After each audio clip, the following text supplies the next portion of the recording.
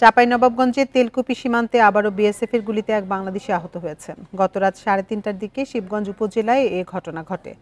স্থানীয়রা জানান, রাতে 7 থেকে 8 জন বাংলাদেশি তেলকুপি সীমান্ত দিয়ে ভারতে প্রবেশের চেষ্টা করেন। এ সময় বিএসএফ সদস্যরা তাদের লক্ষ্য করে গুলি ছোড়েন। এতে আহত হন হাবিল। পরে তাকে চিকিৎসার জন্য রাজশাহী মেডিকেল কলেজ হাসপাতালে পাঠানো হয়। এ নিয়ে আরও জানাতে রাজশাহী থেকে আমাদের সাথে যোগ দিচ্ছেন সহকর্মী মুস্তাফিজুর রহমান। মুস্তাফিজ, সীমান্তে গুলিতে যে বাংলাদেশি আহত হয়েছেন তার শারীরিক অবস্থা সম্পর্কে চিকিৎসকরা সবশেষ কি জানিয়েছেন?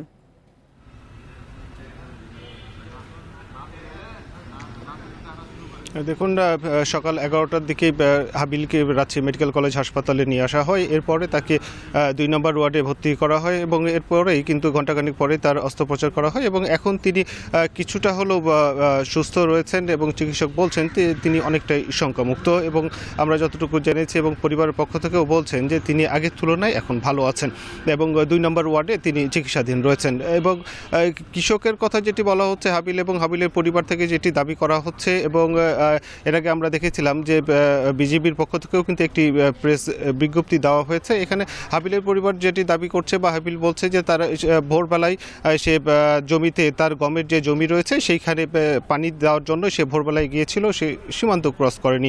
কিন্তু বিজিবির পক্ষ থেকে প্রেস বিজ্ঞপ্তিতে বলা হয়েছে তারা 6-7 জনের একটি দল ছিল, তারা ভারতীয় সীমান্ত অর্থাৎ বাংলাদেশি ভূখণ্ড অতিক্রম করে তারা ভারতীয় ভূখণ্ডের দিকে প্রবেশ করেছিল, যার ফলে এই গোলাগুলি বা ভারতীয় সীমান্তরক্ষী বাহিনী যে বিএসএফ রয়েছে তারা এই গুলিবর্ষণ করেছে। এতেই আহত হয়েছে কৃষক হাবিল, এটি বিজেপির পক্ষ থেকে দাবি করা হয়েছে। তবে হাবিলের ঠিক আজকে যেমন হাবিল আহত হয়েছে, এর আগেও আমরা দেখেছিলাম যে রাজশাহী মেডিকেল কলেজ হাসপাতালে চাঁপাইনবাবগঞ্জ সীমান্ত থেকে আরও একজন কৃষক কিন্তু আহত হয়ে এসেছিলেন।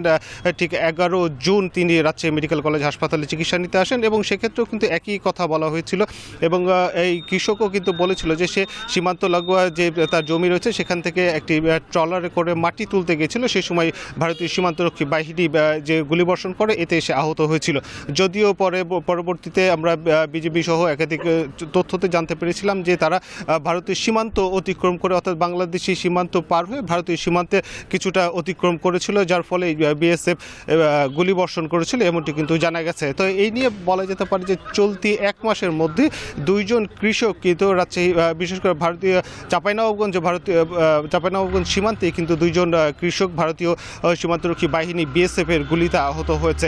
তো সর্বোপরি বলা যেতে পারে যে রাজশাহীতে এখন যিনি আছেন কৃষক হাবিল, তিনি অনেকটাই শঙ্কামুক্ত রয়েছেন এবং চিকিৎসকের পক্ষ থেকে বলা হচ্ছে যে তাদের হাবিলের প্রতি সর্বোচ্চ লক্ষ্য রাখা হচ্ছে এবং তিনি আশা করছেন, অর্থাৎ চিকিৎসক যিনি কর্তব্যরত চিকিৎসক রয়েছেন তিনি বলছেন খুব দ্রুতই হয়তো হাবিল সুস্থ হয়ে উঠবেন। এ ছিল রাজশাহী থেকে সর্বশেষ। রাজশাহী থেকে সবশেষ তথ্য জানাচ্ছিলেন সহকর্মী মুস্তাফিজুর রহমান।